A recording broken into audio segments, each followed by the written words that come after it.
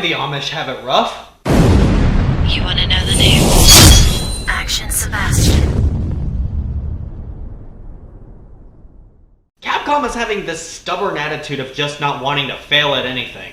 When Resident Evil 7 was announced at E3 2016, we were all approaching this new direction with a sort of cautious optimism. Resident Evil at that point in time was associated with a series that lost its way, veering over to quick-time events, bombastic set pieces, and weirdo spin-offs. Even as someone who actually likes Resident Evil 5 and 6, I'll be the first one to tell you that they're the two games in the series I least go back to, only being beaten by Revelations because Revelations is not only a bad Resident Evil game, but a bad game overall. You fucking heard me. Resident Evil 7 was a return to form for the series. Don't let the perspective change fool you. The entry that amounted to a soft reboot for the series was packed with old school Resident Evil content. In presentation, writing, structure, it was all there. But true to its mystery thriller subgenre, it introduced a whole new world of threats that still tied into the mainline story that keeps you guessing and especially kept you pining for the next installment, hoping that the mystery box it lays out at the end of Resident Evil 7 would be opened sooner than later. The game was highly successful, and while it brought in a non-dismissible amount of newcomers to the series, it was veteran players that were the mainline sources for the game's overall praise and hype. We were all floored and grateful at seeing the progenitor of the survival horror genre, at least in the way we know it today, be revitalized and go back to series tradition. Environmental layout that pretzels itself to allow familiarity with the landscape, rather than needless padding or backtracking. Restricted gameplay that keeps you on your toes for when to shoot and when to make distance rather than high-octane shooting mechanics and parries. And scary, close-quarter boss fights that were ultimate tests of how well you know how to deal with an imposing huge boss monster rather than a spectacle-driven, wide-open gladiatorial fart of production money masturbating itself into bankruptcy. Now that's what I call a money shot. The most amazing part about this is that it didn't seem to be a happy accident. Capcom's decision to actually quit buggering around, put down the rocket launcher, and pick up the rocket launcher, yeah, that doesn't work at all, allowed for a narrow-focused, streamlined release of more fantastic survival horror experiences. 2 years later, we get the exceptionally fantastic Resident Evil 2 remake with an updated story and updated visuals. Seriously updated visuals. Fuck, Leon and Claire look so pretty. And 1 year after that, we get the almost as good Resident Evil 3 remake. Or the Resident Evil 3 remake, as I like to call it. I am very lonely. With an updated story, updated gameplay, and updated visuals. Just, God, they made Jill so fucking pretty in this game. Like, too pretty. It isn't even fucking fair, man. Darling, so there you are, with that look on your face. I know that 3 Remake has its critics. The main one is its relatively short playtime, but like, guys, it's Resident Evil. You can finish the original 1, 2, 3, 4, and Code Veronica in a day. These things are never and were never renowned for their content density. These games are better suited for replayability than actual game length. Multiple difficulties, challenges, minigames, new game plus weapons you get to fuck around with. It's a series you savor, not a sprawling epic. Basically what I'm trying to say is, wait, Resident Evil isn't long? Never was. Ooh, I love a mongoose. And it isn't just Resident Evil that Capcom has begun to really take seriously. Monster Hunter World has become Capcom's best-selling video game, and of course, need I remind everyone of the best video game of all time. So it's only natural with this near-perfect redemption arc that we were all actually really waiting to see what Capcom had in store for its flagship survival horror series. Fast forward to 2020 and we got our answer with the announcement of Resident Evil 8, or as it's more commonly referred to as Resident Evil Village. With this entry, Capcom set out to make a true-to-form next-generation survival horror video game, and by all accounts, they did it again. Yeah, it's not a surprise. You read the title of this video? This game fucking slaps. God, that was so stupid. Welcome to Europe. Just somewhere in Europe. Just take a guess where it would be. Wonder how that pitch meeting went. Well, sir, for the setting in our upcoming sequel, I think we should go back to Europe. Ah, Europe. It's a tried and true setting. We've done it before in the franchise. Now, where exactly in Europe do you think the game should take place?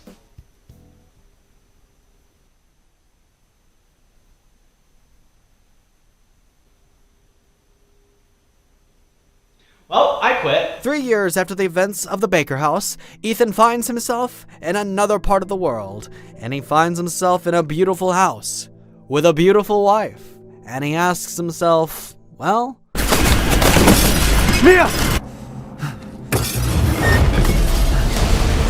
Chris?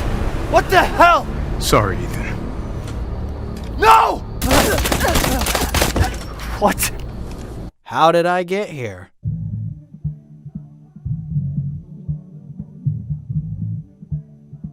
Do you guys hear something? After Chris having evidently killed Mia and kidnapping his new baby daughter, Ethan is also carried away and wakes up in the middle of the titular village, with questions swimming around his head and him finding himself immediately handy-capable. I'm into biting foreplay, but that's just ridiculous. He must traverse the village of hulking werewolves, sinister vampires, ghostly apparitions, and Frankensteinian freaks of nature to uncover the mysteries and find his missing daughter. Resident Evil Village finds its footing once again in the first-person perspective of Resident Evil 7 with two big changes to make the game feel a little more fast-paced. To start with, Ethan comes to this game readied up thanks to some military training. Alright, Ethan.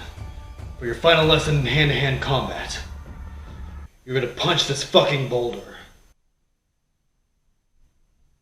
I just want to go home. Ethan's running is a bit more brisk in this game, as well as his aiming and his reflexes, using a nice new pushback defense move for whenever someone is all up in your face invading your personal bubble. The weapon variety is much more diverse this time, from pistols to shotguns to assault rifles to sniper rifles, and even a special weapon that you can get if you meet a certain requirement that we'll talk about in a second. All the weapon types feel great to both use and look with the vast array of firing and reloading animations, feeling like tools of survival rather than a super array of death machines that the guns would have otherwise been seen as if the game wasn't balanced appropriately. Speaking of balance, the difficulties are really balanced no matter which one you're most comfortable playing on. Personally, if you're a Resident Evil veteran, hardcore is definitely the way to go. I don't personally think the super masochistic Village of Shadows difficulty yields enough reward for it to be worth it. I only played through that difficulty once just to get a particular reward, realized the gun was garbage, and never went back. Hardcore is definitely, I'd say, the definitive Resident Evil Village experience. It gives you the edge of survival that these games are always kings at. I never felt cheated or never felt any death was unfair, and every time I died from an enemy,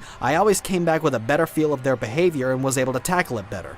And if you find yourself in a pickle, the game offers a nice crafting system that allows you to make your ammo on the fly with all sorts of ingredients that you can find either in boxes or even from your fallen enemies. They're all in their own little menus, so you can rack up as much materials as you please while not taking up space in your inventory. Which, by the way, the game finds itself in a Resident Evil 4 attaché case style of inventory management. In my first playthrough, I found myself immediately trying to organize my gun and ammo set in the same style as I would in Resident Evil 4. But surely you can't equip yourself and take on the darkness alone, could you? Well, that's where a special someone comes into the picture. This is the Duke, and he is the merchant in this game that is your one-stop shop for all things death-dealing and death-defying. Yes, Resident Evil Village finds itself in a nice throwback to Resident Evil 4 structure in another way and allows you to find either spare money from killed enemies or by finding vast arrays of treasure both hidden and in plain sight that can be sold to this debonair death dealer, and use said money to purchase either new guns he may have in stock as the story progresses, or even additional customizations to your current guns to make them even more efficient, like extended mags for example. Not only is he your local arms dealer, but there's also this admittedly bare bones mechanic of finding pieces of animal meat scattered throughout the village and using them for dishes that'll boost your stats, like faster movement or reduced damage when guarding. And how are you enjoying your bowl of cereal, Mr. Winters?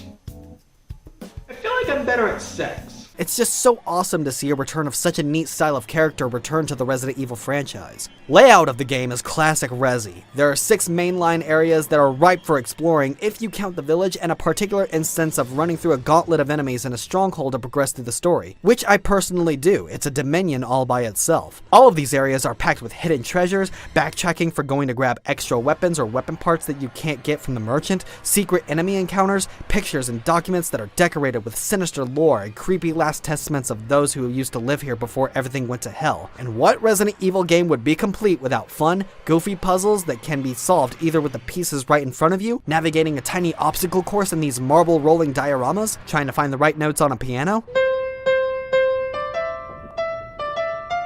or going off to either read a note or find a secret writing on the wall, some of which even with riddles that actually make you use your dumb stupid brain. The more you take of me, the more you leave behind. What am I? My self-esteem? Now, I don't know if this is because I have the PS4 version and the game needed a little bit more time to load the levels, but I found the only real sticking point with the Resident Evil Village level design to be the goddamn elevators. All of them. All of them take an eternity to go up and down, left, right, sideways, this way, that way. I mean, what you're seeing right here is not looped. I've been talking this whole time and it's still going. God, I wouldn't have mind if they just did the tried and true method of having someone over the intercom distracting me with an exposition dump. This is just grueling. So I left my keys on the counter, right? Because I thought, hey, I just needed to use the bathroom. It shouldn't take too long. Mm-hmm. Now, halfway through, I get a call on my cell phone. And can you guess who it was? No, I can't. It was that fucking woman from the other day. I answered the phone and I was like, where you been? And she was like, it's none of your business. And I said, it would be nice to know because I didn't hear from you after the party and I thought something was up. But these zones are all open-ended with little crevices, always with something worth grabbing either for monetary value, for lore, or even power increases, beautifully laid out to incentivize both exploration and survival, designed so that everything weaves into a small maze that you can either get lost in or be wary of, because even the enemies use the fact that everything is almost always just out of plain sight to their advantage. And speaking of enemies, sing hallelujah and kiss each other in gratitude, because the enemy varieties in this game compared to 7 is like upgrading from Mega Blocks to genuine Lego! Much more of a vast array of enemy types with their own behaviors to understand and survive instead of Big Goopy Man with a wanker's crown, Big Goopy Man who thinks he's a dog. Sorry Jack, I gotta put down old Yeller. The Lycan enemies are the mainline threat, being fast, smart, hulking monsters that are supposed to be werewolves, essentially. And much to my dismay, they're not the sexy kind of werewolf. And they can quickly make a meal out of you if you're not careful with your aim. Not only do they get up close and personal, but some even like to carry weapons that hurt you even more, and even some with ranged bow and arrow attacks. Isn't that just fucking delightful? But they're only the tip of this iceberg. Ghouls with decaying flesh crawling out of the soil, flying bat-like abominations that look like old gargoyles that have been brought to life, man and machine combined for terrifying slights against nature, all of which with splendidly unique telegraphed animations and tells to learn from. All of these, from enemies to environment to gameplay, really feel like a true-to-form, action-oriented Resident Evil game. But standard enemies are not enough. What Resident Evil game would be complete without its colorful antagonists? Yes, it's time to talk about her. If there's one reason above all else to play this game, it's going to be your main foils that you have to face in your quest to save your daughter. The 4 lords of the village. They all play into the sloppy, schlocky horror aesthetic of the rest of the game and are oh so melodramatic in both their design and their performances. The scene when you first meet them and they all talk to each other is where you'll find out whether or not you'll like this game, because there's something like a thesis on the kind of mood that this game ultimately goes for. And of course, there's one that stands out above all the others. Mother, I bring you fresh prey. You are so kind to me, daughters. Now, let's take a look at him. Well, Ethan Winters. You escaped my little brother's idiot games, did you?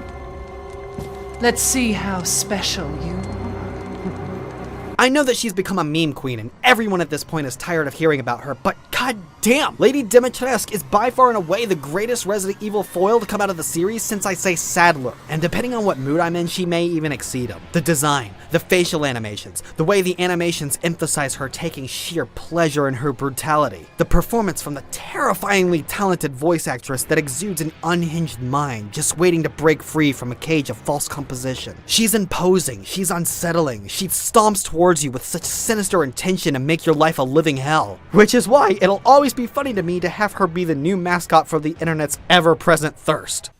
Oh god. Eddie? Eddie! What? You remember that character that you spent 3 weeks designing? The one who's the boss of the castle? Lady Dimitrescu? Yeah.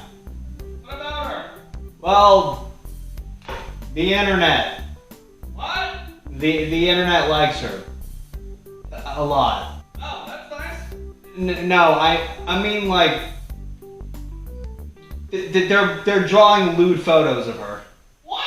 Yeah, they're calling her tall vampire Dami Mommy. Oh, god damn it! Accompanying this titanic femme fatale is her 3 daughters that shockingly are all fit to have different personalities and even different animations if you lolook closely. And they, How do I put this? It's kind of hard to run away in fear from the Dimitrescu daughters, considering Victorian-era goth girl with violent tendencies is... My turn. Oh, hey there, good looking. Just whoa, okay, you're getting a little too close. Just hold up. Let me take you out to dinner for a second. Okay. I don't think we're on the same wavelength. I love the way that this family communicates and complements each other, just not in design and dialogue, but in voice acting as well. Almost as if through some cosmic force of nature that the characters were made with the English voice actors in mind. Special mention has to be made to Cassandra's voice actress, who unfortunately passed away before the game's release. Rest in peace, Jeanette Moss. You did a hell of a job. For those interested, there's a PC mod you can download that I'll put a link in the description that'll put a floral crown on Cassandra's head, made deliberately as a tribute for her. Cassandra was probably my favorite too, because, well, I like them violent. Ooh, see, now that's the kind of biting I like, Cassandra. Oh god, her mother's trying to tag team. Oh, shit! This is gonna get weird real fast. No! The coolest thing about this vampiric Victorian family being advertised many times in the trailers is the fact that, I promise you, there's a lot to unpack here still in all its gothic horror glory. The visuals are in full force. I actually found myself feeling like I was at a disadvantage not playing this on the PS5 with a fully rendered environment. But even the PS4 version in performance mode still makes everything seem so crisp and darkly beautiful. You know what a lot of these visuals remind me of? The illustrations from the Scary Stories to Tell in the Dark. The sort of abstract dread that decorates what otherwise is a standard dilapidated town, and the very visible and very tangible horrors that lie underneath. The RE engine is in full force with this game. RE engine sounds like an oil brand. Accompanied with that is some of the most well-crafted sound design you could ask for in survival horror. Wind and snow wisping past you calmly, eerily so, like the village itself is breathing down your neck. Creaks in the floors and walls breaking silence. Ambient music that has no cadence or melody to instill anxiety. And shrieking violins and low percussion to imitate heartbeat to instill panic. Snarling, visceral grimaces, shrill shrieks of animalistic lethal intent, and even some instances of unsettling laughter. All sounds you'll hear in your conquest against the Dark Horde. I know I keep bringing this up, but the sheer amount of inspiration to expand the lore of Resident Evil to include things like werewolves and vampires makes me realize just how much the series has evolved, in the truest sense of the word. It isn't just using new monsters just because, it uses them to turn Resident Evil into something bigger than itself. It's now become something of a Rosetta Stone for the horror genre, to allow itself to use elements from more fantastical branches of horror. As a matter of fact, this particular Resident Evil radiates with such a strange, dreamlike phantasmagoria that I would even hesitate to call this a survival horror game. Because of its subject matter, it actually honestly falls more in line with a dark fantasy tale. That's not me ripping on the game or anything, but I just found myself too compelled, too interested, too fascinated with the level design and the unfolding story to actually be frightened by much. I mean it, I was fascinated with this world. A village that is plagued by a disease that turns people into foul, flesh-hungry beasts. A Victorian castle with bloodthirsty vampires, and even strange amphibian monsters plaguing an old dilapidated fishing town.